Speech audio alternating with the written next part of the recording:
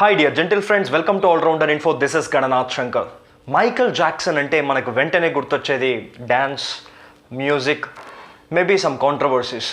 But చాలా విషయాలు Michael Jackson గురించి మనం వినుండం, తెలుసుకోనుండం. సో అటువంటి విషయాల్ని ఒక చిన్న కలెక్షన్గా ఈ వీడియోలో చూడబోతున్నాం. జనరల్గానే నాకు మ్యూజిక్ అంటే చాలా ఇష్టం. మ్యూజిక్ అంటే ఇష్టం లేని వాళ్ళు ఎవరు ఉంటారు? ప్రతి ఒక్కరికి మ్యూజిక్ అంటే ఇష్టమే. సో నాకు కూడా ఇండియన్ క్లాసికల్ మ్యూజిక్ నుంచి వెస్ట్రన్ పాప్ మ్యూజిక్ వరకు అన్ని మ్యూజిక్స్ వింటాను. సో మ్యూజిక్కి ఒక స్టైల్ లేదు, ఒక లిమిటేషన్ లేదు, లాంగ్వేజ్ రిస్ట్రిక్షన్ అసలే లేదు. సో పర్టిక్యులర్గా ఈ లాక్డౌన్ సీజన్లో మైకల్ జాక్సన్ మ్యూజిక్కి పెద్ద అడిక్ట్గా మారిపోయానని చెప్పాలి. So Michael Jackson die hard ఫ్యాన్స్కి ఒక డెడికేషన్ ఇవ్వాలనుకున్నాను. So this is the small dedication from my side for all the Telugu speaking Michael Jackson fans throughout the world. Telugu మాట్లాడే మైకేల్ జాక్సన్ ఫ్యాన్స్కి ఇదే నా స్మాల్ డెడికేషన్. మైకేల్ జాక్సన్ ఉన్నట్టుండి అలా నల్లగా ఉండి తెల్లగా ఎలా మారిపోయాడురా? ఎందుకని మారిపోయాడు? నల్లగా ఉండడం అంటే తనకి ఇష్టం లేదా? తెల్లగా ఉండాలనుకున్నాడా? Inferiority complex? అలా చాలా ప్రశ్నలు చిన్నప్పుడు మైకేల్ జాక్సన్ పైన నాకు ఉండేది.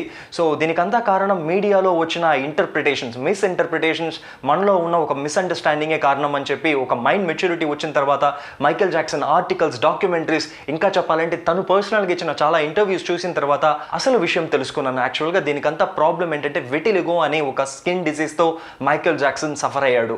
సో విటిలిగో అంటే ఏం లేదండి, తెలుగులో చెప్పాలంటే బొల్లి వ్యాధి. ఇప్పట్లో దీనికి పెద్ద మెడికల్ ట్రీట్మెంట్ ఉన్నా కూడా 1980s దీనికి అంతలా ట్రీట్మెంట్ లేదు. అందులో సెలబ్రిటీ స్టేటస్లో ఉండే వ్యక్తి అపియరెన్స్కి ఎంత ఇంపార్టెన్స్ ఇస్తారో మీకు తెలియంది కాదు. సో మైకేల్ జాక్సన్ కూడా అపియరెన్స్ చాలా ఇంపార్టెంట్ అనుకున్నాడేమో. 1980s తను డెవలపింగ్ స్టేజ్లో ఉన్నట్లుండి ఇలా స్కిన్ మీద, డార్క్ స్కిన్ మీద వైట్ ప్యాచెస్ కనిపించి అపియరెన్స్ సరిగ్గా లేకపోతే తన టాలెంట్ని గుర్తించరు అని అనుకున్నాడు ఏమో చెప్పలేం. ఈ ఇన్ఫీరియారిటీ కాంప్లెక్స్ అనేది సైకలాజికల్గా మనం ఎంత స్ట్రాంగ్గా ఉన్నా, ఫిజికల్గా మనం ఎంత స్ట్రాంగ్గా ఉన్నా, అపియరెన్స్కి ఏదైనా చిన్న లోటు వస్తే మనలో అందరం కూడా సేమ్ ఫీలింగే ఫీల్ అవుతాం. మైకేల్ జాక్సన్ కూడా మనిషే కదా. సో అలాగే ఫీల్ అయ్యే మరి పాపం ఎన్నో సర్జరీస్ చేయించుకున్నాడు, ఎంతోసేపు మేకప్ వేసుకునేవాడంట. ఇలా స్టేజ్ పర్ఫార్మెన్స్ గంటల తరబడి ఇచ్చేటప్పుడు ఆ మేకప్ చెదిరిపోకుండా అలాగే ఉండాలంటే దాని వెనకాల ఎంత కష్టపడి ఉంటాడో మనకి తెలీదు. మైకేల్ జాక్సన్కే ఆ లోపల ఉండే పెయిన్ అనేది తెలుసుంటుంది. సో మైకేల్ జాక్సన్ ఒక రేసిస్ట్, రంగు వివక్ష చూపించాడు, జాతి వివక్ష చూపించాడని చెప్పి ఎవరైనా చెప్తే అస్సలు నమ్మొద్దు. మైకేల్ జాక్సన్ యాంటీ రేసిజం గురించి ఎంత దూరం పోరాడాడో మనకందరికీ తెలియంది కాదు. అతను ఎన్నో చారిటీస్ని ఇచ్చాడు. ఈ రేసిజంని తొలగించాలి, ప్రపంచంలో నుంచి తీసేయాలని చెప్పి ఎన్నో ప్రయత్నాలను చేశాడు. అతను ఎప్పుడు కూడా తన పాస్ట్ని దాచిపెట్టలేదు. సో తను ఒక బ్లాక్ జాతీయుడు అని చెప్పుకోవడంలో తను చాలా గర్వంగానే ఫీల్ అయ్యాడు. ఎన్నో ఇంటర్వ్యూలో తను ఓపెన్గానే అడ్మిట్ కూడా చేసుకున్నాడని చెప్పాలి. అంతెందుకు, మైకేల్ జాక్సన్ తన సాంగ్స్లో కూడా ఎన్నో సాంగ్స్లో రేసిజంకి అగెయిన్స్ట్గా నిలిచాడు. సింపుల్ ఎగ్జాంపుల్ చెప్పాలంటే they don't care about us అనే ఒక సాంగ్లో వీటన్నిటికీ, రేసిజంకి, తన పైన వచ్చిన కాంట్రవర్సీస్కి అన్నిటికీ జవాబు చెప్పుంటాడు.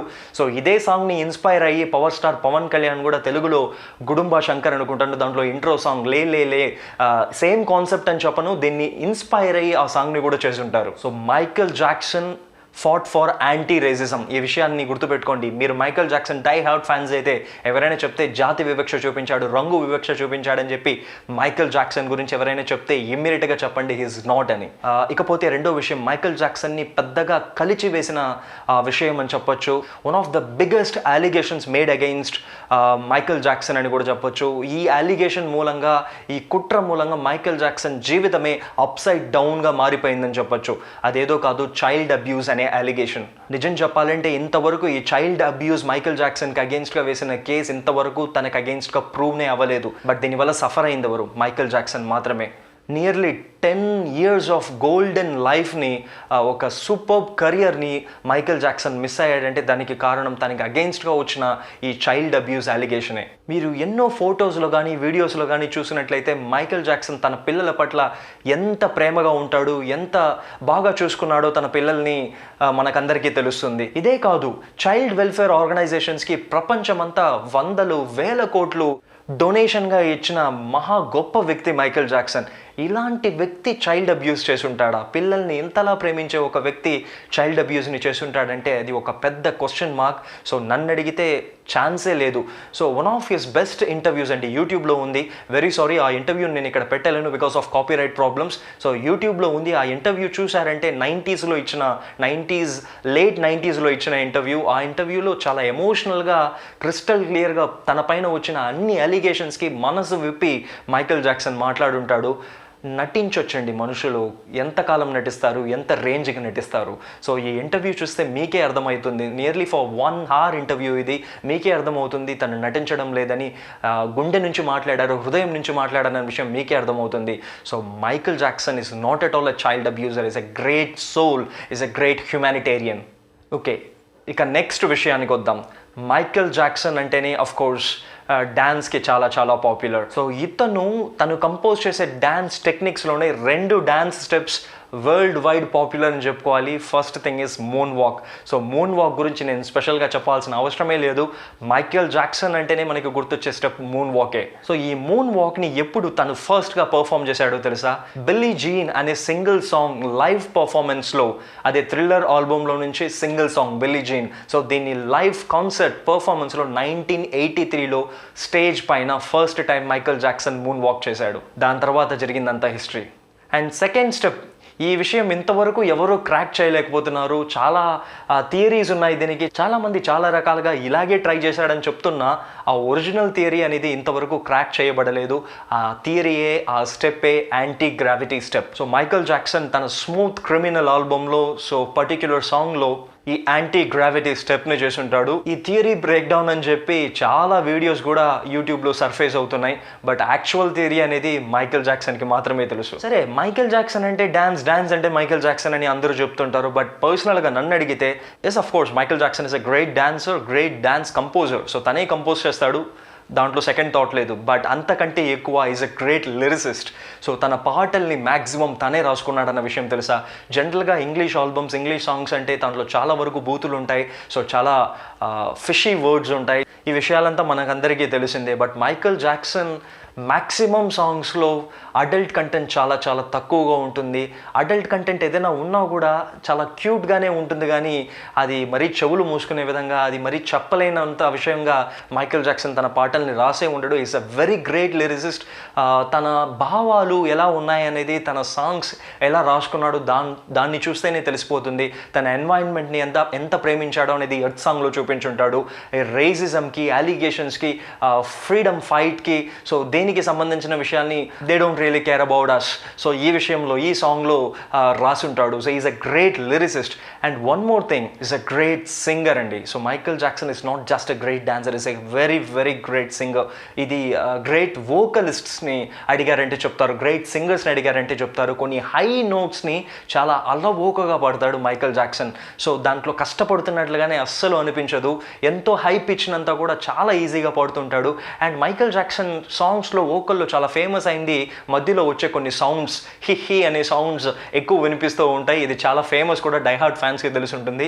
సో బ్రూస్ లీ తన ఫైటింగ్ స్టైల్లో కూడా మధ్యలో పిల్లులు అరిచిన విధంగా, పులి అరిచిన విధంగా సౌండ్స్ అన్నీ ఇస్తూ ఉంటాడు. Of course it's part and parcel of kung fu style అని చెప్పాలి. సో అదేవిధంగా మైకేల్ జాక్సన్ తన పాప్ సింగింగ్లో కొన్ని సౌండ్స్ ఇవ్వడం కానీ, కొత్త స్టైల్ని క్రియేట్ చేయడం కానీ చేశాడు. So is a great singer to. And of course one more thing, is a great music director. డౌటే లేదు, ద గ్రేటెస్ట్ మ్యూజిక్ డైరెక్టర్ అని చెప్తాను. సో ఎన్ని విషయాలు, ఈజ్ ఎ వర్సటైల్ పర్సనాలిటీ అండి, multi talented person Michael Jackson. తన మ్యూజిక్ని inspire అయ్యి ప్రపంచమంతా ఎంతోమంది కాపీ అని చెప్తారు, బట్ ఇన్స్పిరేషన్ అని పాజిటివ్గా చూద్దాం. ఇన్స్పైర్ అయ్యి చాలామంది ఆ మ్యూజిక్ కంపోజ్ చేయడం జరిగింది. అంతెందుకు, మన ఇండియాలో హ్యారిస్ జయరాజన్ తీసుకుంటే కూడా పాపులర్గా 2 సాంగ్స్ని చెప్పుకోవచ్చు. పాటకు ప్రాణం పల్లవి అయితే వాసు మూవీ, వెంకటేష్ యాక్ట్ చేసిన వాసు మూవీలో ఈ సాంగ్ బ్యాక్గ్రౌండ్లో వచ్చే ఒక beat Michael Jackson original song. So ఆ బీట్నే ఇన్స్పైర్ అయ్యి ఇక్కడ చేస్తుంటాడు. సో అది ఏ బీటో, ఒరిజినల్గా ఏ బీటో మీరు కమెంట్ బాక్స్లో చెప్పండి. అదేవిధంగా ఇంకొక సాంగ్ తీసుకున్నారంటే మహేష్ బాబు, సూపర్ స్టార్ మహేష్ బాబు మూవీలో సైనికుడు మూవీలో గో గో గో అనే సాంగ్ బ్యాక్గ్రౌండ్లో కూడా ఒక మ్యూజిక్ వస్తుంది, ఒక బీట్ వస్తుంది. ఆ బీట్ కూడా మైకేల్ జాక్సన్ ఆల్బమ్ నుంచి తీసుకున్నదే. సో ఈ 2 సాంగ్స్ ఏ ఆల్బమ్ నుంచి తీసుకున్నారు, ఏ సాంగ్ మైకేల్ జాక్సన్ది అని కమెంట్ బాక్స్లో చెప్పండి. ఎమోషనల్ అయిన నెక్స్ట్ విషయానికి వస్తే, మైకేల్ జాక్సన్ ఎంతో ఆడంబరంగా ఏదో పెద్ద బంగ్లాలో ఉన్నాడు, పెద్ద మ్యాన్షన్లో ఉన్నాడు అని చెప్పి అందరం మన కళ్ళకి కనిపిస్తూ ఉంటుంది. తన డ్రెస్ కానీ, తన లైఫ్ స్టైల్ చూస్తే చాలా గ్రాండియర్గా అనిపిస్తుంది. ఇది బయట కనిపించే లైఫ్ స్టైల్ మాత్రమే, బట్ లోపల తన లైఫ్లో ఎన్ని బాధల్ని దాచుకున్నాడో. సింపుల్గా చెప్పాలంటే తన మైకేల్ జాక్సన్ తన కెరియర్ని స్టార్ట్ చేసింది తన బ్రదర్స్తో పాటు. బట్ పర్టిక్యులర్ పాయింట్ ఆఫ్ టైంలో బ్రదర్స్తో కాంట్రవర్సీ అయ్యి, వాళ్ళతో గొడవలు వచ్చి, కాన్ఫ్లిక్ట్ వచ్చి విడిపోయి ఇండివిజువల్గా ఆల్బమ్స్ చేయడం, ఇండివిజువల్గా సింగిల్స్ని సాంగ్స్ని రిలీజ్ చేయడం చేశాడు. ఆఫ్ కోర్స్ దీనివల్లే Michael Jackson world wide popularity తెచ్చుకున్నాడు అని కూడా చెప్పొచ్చు. బట్ స్టిల్ పర్సనల్ లాస్ అనేది మైకేల్ జాక్సన్కే తెలుసు.